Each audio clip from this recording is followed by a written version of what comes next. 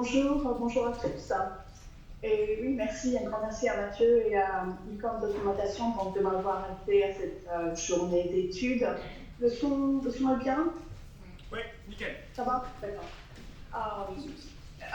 Et juste pour me situer un petit peu, je voulais partager que j'ai participé à ma première conférence CIDOC en 2008, c'était celle qui était à Athènes. Et ensuite, ça m'a amené à participer à plusieurs groupes de travail de CIDOC, notamment le groupe de travail sur Lido, mais plus récemment donc, sur l'INCAT. Et je suis vraiment, c'est plusieurs raisons pour lesquelles je suis vraiment excitée d'être avec vous cet après-midi. Donc c'est ça, donc je suis Emmanuel Delmascla, je suis à la tête du département du musée d'art britannique de l'université de Yale, qui est à 2 heures à l'est de New York aux États-Unis. Et mon département est chargé de donner accès aux informations sur les collections. Et on donne accès donc à ces informations avec le catalogue en ligne du musée, donc principalement pour les humains, mais on donne également accès à ces données en utilisant des méthodes programmatiques de partage des métadonnées, donc comme le linked data. Et pour donc ça c'est pour les données, mais on utilise également le triple IF, qui est une espèce de linked open data pour les images en fait. Et moi j'ai travaillé à l'embauche de Linked Art avec Rob Sampson et beaucoup d'autres depuis 2016 environ. Donc ça fait pratiquement bientôt 10 ans. J'ai d'ailleurs, pour cette présentation, j'ai d'ailleurs emprunté plusieurs visuels à Rob, qui est non seulement le concepteur de LinkedIn, mais aussi mon collègue Ariel, puisqu'il est directeur des métadonnées culturelles pour l'université entière. Donc, une autre note peut-être à propos de mon parcours, c'est que mon premier poste m'a été à l'école du Louvre, mais depuis j'ai fait l'essentiel de ma carrière donc, dans les musées aux États-Unis depuis près de 2006. C'est pourquoi un nouveau vocabulaire technique n'était pas aussi au point, pas aussi précis que je voudrais entendre, mais bon, on va faire avec. Voilà, donc je vais passer à la diapo d'après. Donc, comme vous pouvez vous imaginer, 20 minutes pour présenter une tarte, c'est pas vraiment assez, mais je sais que Rob donc, a présenté ce modèle sémantique à la conférence du CIDOC en novembre dernier, donc je vous conseille de vous reporter à sa présentation qui sera bientôt en ligne. Moi, je vais plutôt me porter sur les caractéristiques majeures du modèle. Je vais parler de ses avantages pour les contributeurs, pour les utilisateurs aussi, bien sûr.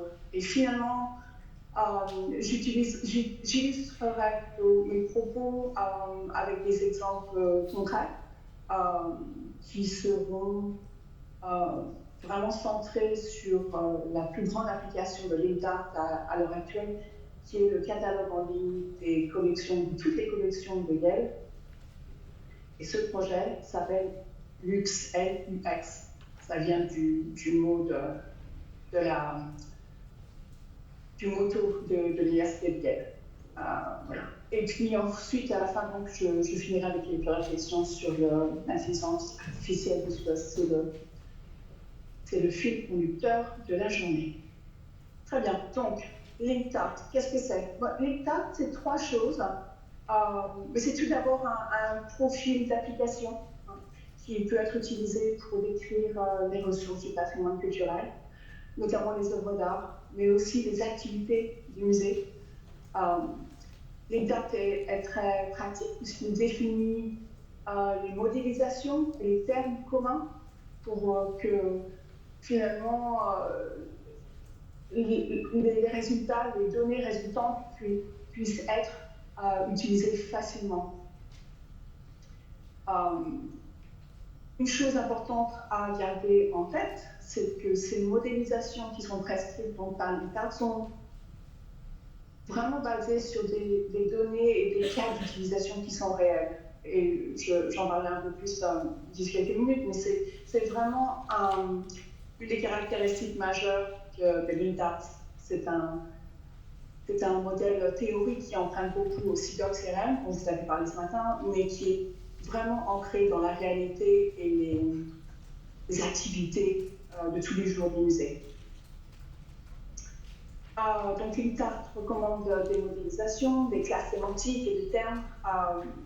Ces termes ces sélections sont faites parce qu'elles sont les mieux adaptées au domaine des musées. Et tout ça contribue en fait, bien sûr, à sa facilité d'utilisation et sa durabilité. Le développement du modèle, la version 1.0 a été terminée, la documentation est en cours de préparation sur le site de LibTart. Vous l'avez peut-être évoqué ce matin, mais bien sûr, le CIDOC CRM, qui est donc la base pour LibTart, est disponible en français, au cas où ce serait une nouvelle pour certains. LibTart, oui.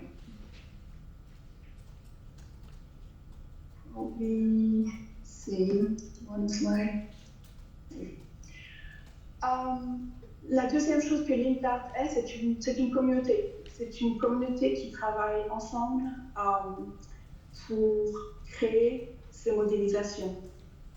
Et ça, c'est vraiment important parce que c'est une communauté qui se rencontre assez fréquemment. Il y a des réunions à peu près 2 fois par mois.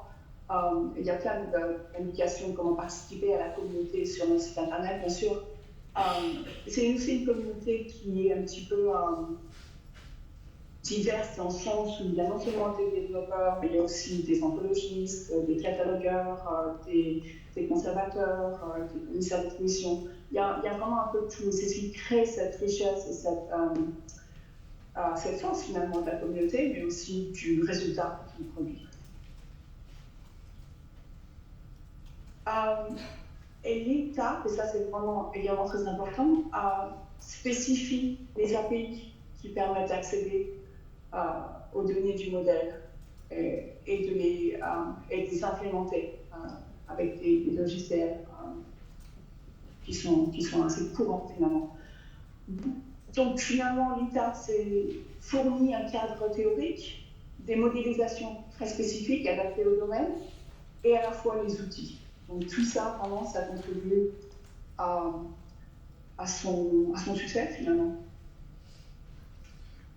Bien sûr, on peut imaginer que tout ça n'est pas arrivé du jour au lendemain. Ça fait à peu près 10 ans, peut-être plus, qu'un certain nombre de personnes ont contribué au développement de LibTart. Vous voyez là en 2014, un projet qui s'appelait The American Art Collaborative a été vraiment très important pour la communauté, le modèle LibTart, puisque c'est vraiment ce qui a démontré la nécessité d'avoir une cible sémantique commune et des prescriptions au niveau de la modélisation. Il y a des données pour plusieurs organisations pour contribuer au même projet. D'ailleurs, LibTart a été reconnu comme tel aux États-Unis. Il a été financé par de grosses organisations comme la Fondation Mellon, mais aussi par IMS, qui est une institution fédérale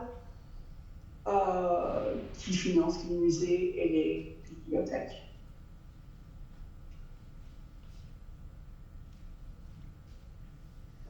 Toutes ces caractéristiques que je viens d'évoquer avec les API, la communauté et la modélisation, tout ça, ça contribue vraiment au succès du modèle et ça le rend très alléchant, j'allais dire, pour les développeurs. C'est-à-dire que c'est un outil finalement qui vient avec tellement de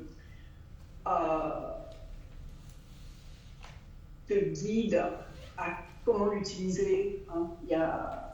Si on pense au CRM, le CIDOC CRM qui a beaucoup de classes, il y a beaucoup de façons de faire la même chose dans le CIDOC CRM. Avec LibTart, beaucoup moins. Toutes ces questions ont déjà été étudiées. On a consulté encore une fois des conservateurs, des catalogueurs et des développeurs et on en est arrivé à des solutions précises Donc ça retire beaucoup d'indécision pour les développeurs. C'est ce qui les rend généralement assez contents de travailler avec nous. Voilà. Ça rend les utilisateurs, les contributeurs de données, comme les musées, les catalogueurs, comme nous finalement, assez contents également, puisque avec ce processus, les données du patrimoine deviennent de plus en plus trouvables, accessibles, interopérables et réutilisables. Et je sais que c'est un petit peu une partie théorique, mais on va regarder tout ça en détail dans quelques minutes. Le but du jeu, bien sûr, c'est de créer, c'est vraiment de créer un cadre pour pouvoir connecter les connaissances de façon générale, que les organisations culturelles, les musées, mais aussi les bibliothèques, les archives, puissent interroger leurs collections et décrire le mieux possible avec des informations, avec des bribes d'informations, mais qui viennent ou qui viendraient de plusieurs endroits différents, de plusieurs sources différentes, de plusieurs institutions différentes.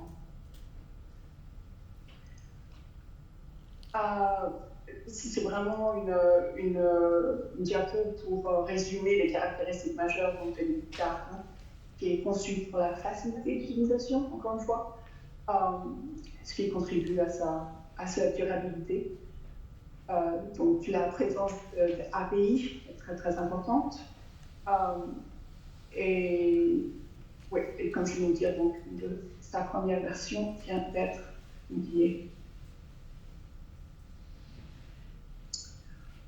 En tant qu'outil, de Link Open Data, en fait, en résumé, donc, le profil LinkArt s'applique à un domaine bien spécifique. Une fois en résumé, s'applique au patrimoine culturel, notamment les œuvres d'art, mais pas seulement.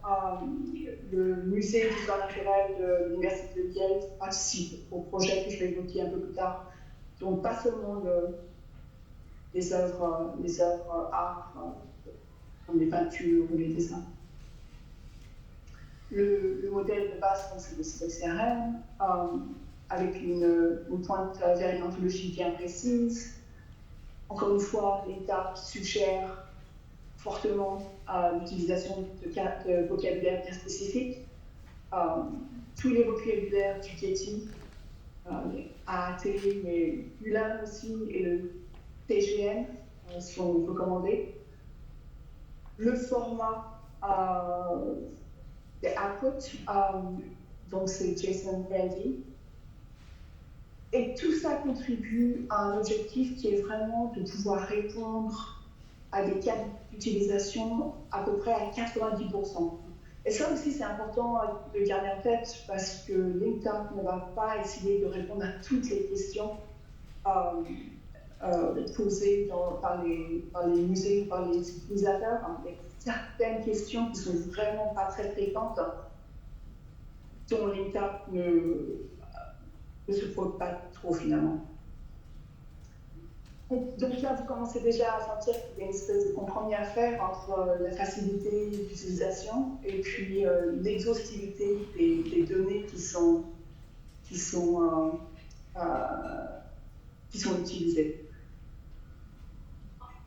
Ça, c'est la tranche que LinkArt vise finalement. On veut que ce soit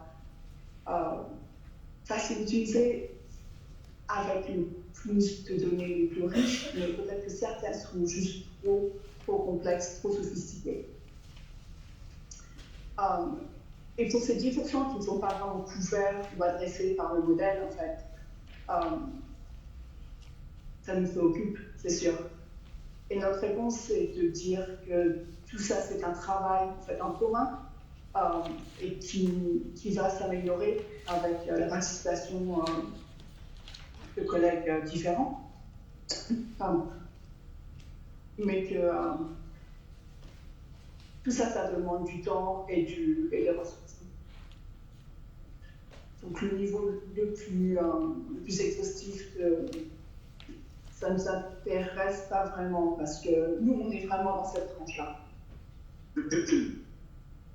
En pensant qu'on va continuer à améliorer nos métadonnées. Donc,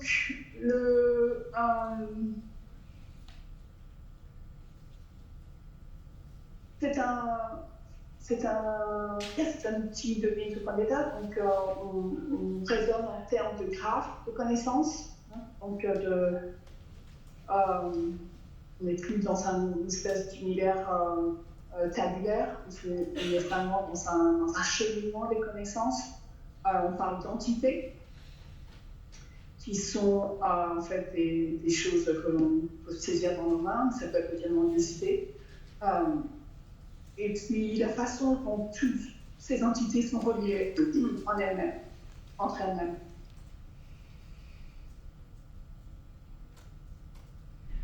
Encore une fois, donc l'organisation un peu plus pratique, le modèle est encodé par une anthropologie, qui est encodé par le vocabulaire, et tout ça c'est spécifié par le profil donc, de l'INTA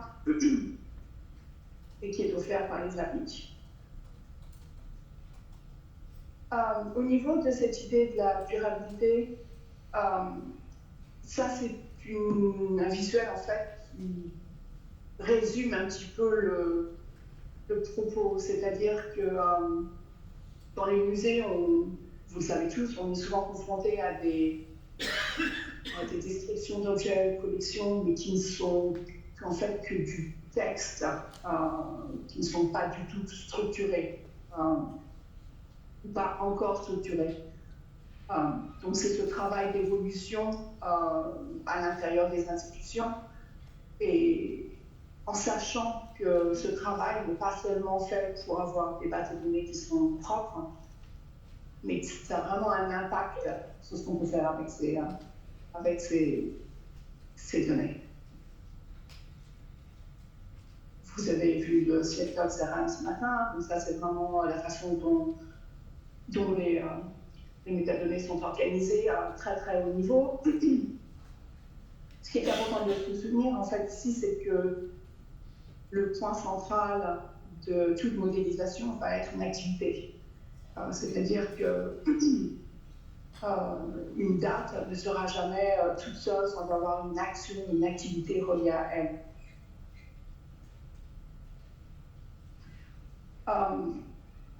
Pour l'INTA, on se préoccupe de ces 5 types d'identités, les personnes, les groupes, les lieux, les concepts, et puis donc ces événements.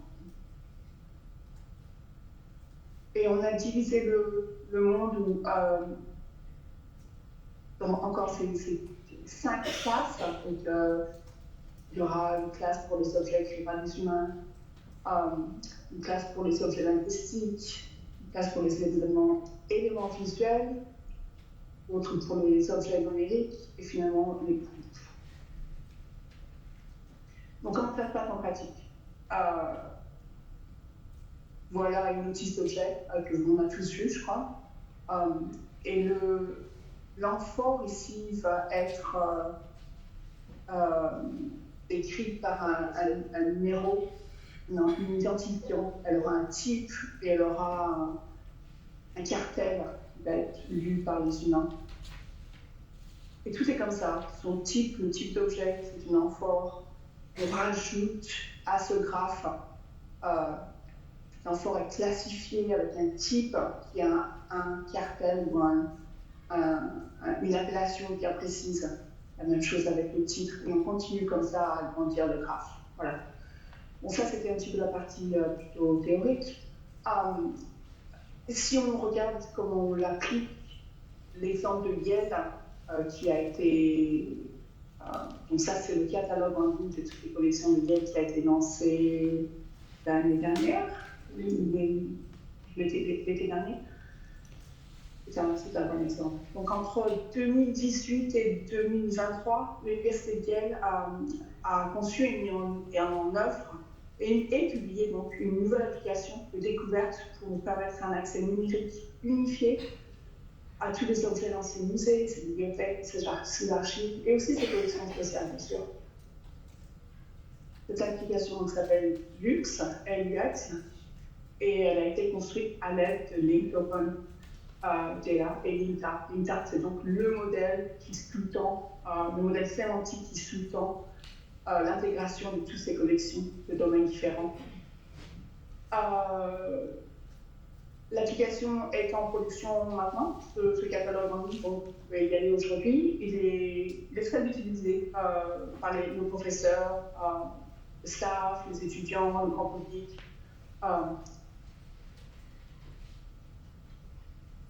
Ça, c'était pour vous donner un petit peu une idée du volume qui peut être activé par le modèle d'État. 17 millions d'objets, un peu plus de 13 millions de works. Et ici, vous voyez tout de suite qu'on a fait une différence entre les objets physiques et les objets qui sont plutôt intellectuels, un texte. On appelle ça un work. Et ce texte peut être imprimé dans 2, 3, 4 versions de livres différents. C'est un petit peu l'organisation du monde des collections AIL. Donc les collections, donc AIL, on a 2 musées d'art traditionnels, on peut dire, un musée d'art d'histoire naturelle, et puis beaucoup de bibliothèques, notamment une collection de livres rares très importante. Je voulais juste suggérer ici que la raison pour laquelle j'ai toujours été intéressée par l'État, c'est que mon musée lui-même est un microcosme un petit peu de ce campus où on a nous-mêmes une collection d'art, mais aussi de livres rares, des archives et une bibliothèque de référence. Et bon, l'université de Yale avait essayé en 2012 de créer déjà un catalogue en ligne comme ça de collections avec des technologies de l'époque, hein, donc en solaire, XML, OER, PMH, tout ça c'était courageux, mais les technologies de l'époque n'étaient pas assez compétentes comme on. Ici, je vous montre une recherche, donc j'ai juste entré le mot, j'ai juste renseigné le mot horaire dans la barre de recherche, et tout de suite, vous voyez comment ces entités dont on parlait un petit peu auparavant sont organisées en haut d'écran, avec les objets, les travaux intellectuels, les gens, les organisations, les lieux et les concepts. Il y a aussi cette 6e classe ici dans ce catalogue qui contient toutes ces activités qui sont tellement centrales pour le CRM et l'INTART. Donc ça peut être ces events, ces événements, ça peut être des expositions, des choses assez centrales pour rejoindre ces objets.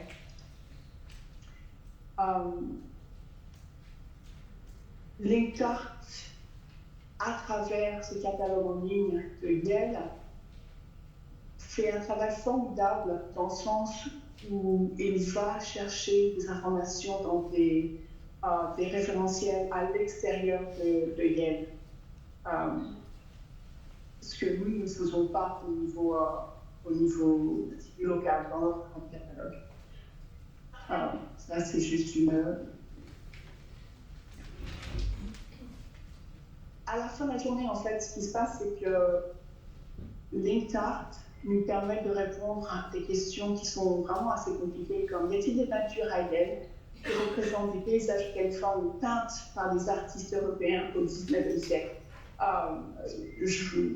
C'est comme une question à tiroir presque, assez compliquée. La réponse existe. Le LinkedArt, à travers l'Ops, nous donne la réponse. Et là, je vous montre le début de la formulation de la question, en fait. Mais même dans cette visualisation-là, vous reconnaissez les classes et les entités qui sont très chères au modèle. Let's keep up with this. Ici, c'est juste pour vous rappeler encore une fois que Lot utilise également le TriPF pour les images, qui nous permet de zoomer vraiment très très fort dans les images, de comparer les images, etc.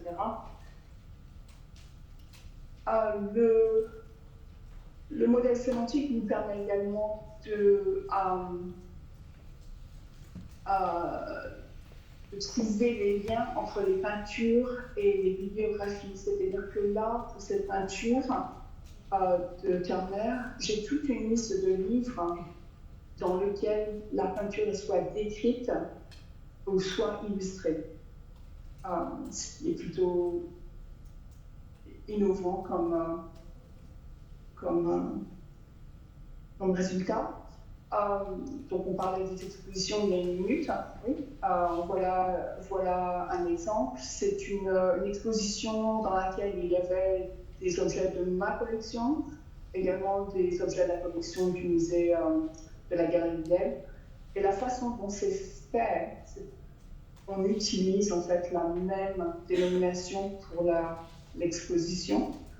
Ça, c'est le code, on peut dire, le code LinkArt. Voilà, c'est le code LinkArt ressemble à ça.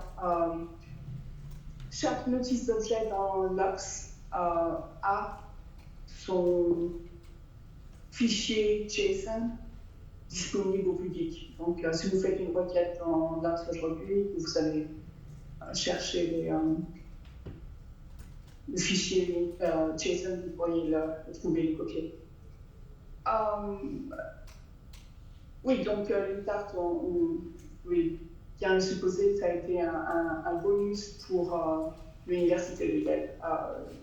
En vérité, si ce modèle sémantique n'avait pas été disponible, je ne crois pas que le catalogue en ligne des collections de Yale aurait été possible. C'est vraiment un bel atout. Une remarque, c'est que il faut encore. Je trouve que c'est important que les gens, les créateurs de contenu, les conservateurs, les catalogueurs, suggèrent d'autres points d'intersection entre les collections et que ce ne soit pas toujours que le modèle sémantique qui offre des options. Et ça, c'est vraiment peut-être juste pour commencer à réfléchir un petit peu sur la façon dont l'intelligence artificielle impacte nos métiers, en fait. Ici, je vous montre un exemple, un prototype, en fait, qui a été conduit par un collègue à Yale qui regardait à comparer différents algorithmes IA pour décrire des photos, qui étaient assez compliquées. Et en fait, le problème avec ce genre de prototype, c'est que l'intelligence artificielle, généralement, ne donne pas vraiment clairement d'indication sur quelle partie du texte ou de l'image a été difficile à décoder. Et il y a plusieurs autres prototypes IA en cours à Yale. Mais ça va être ma conclusion. Au cours de réunions de bureau, pas mal de collègues en fait commencent à se demander, se questionner sur l'utilisation excessive plutôt des ressources naturelles de l'IA. Il y a pas mal de questions d'éthique en fait qui commencent à émerger, notamment le déplacement des ressources humaines et du travail en fait, on peut dire. Le temps dépensé à développer des IA pour des projets, ce temps et ces ressources humaines, pourquoi ne serait pas appliqué en amont plutôt pour ne serait-ce que déchiffrer des archives manuscrites, des choses comme ça. Donc, il y a pas mal de questions éthiques auxquelles on se confronte toujours un petit peu. Ma dernière diapo, les contacts, n'hésitez pas à nous contacter. Et puis, une citation pour la dernière publication qui décrit vraiment une carte en grand détail. Voilà. Merci. Merci beaucoup, Emmanuel.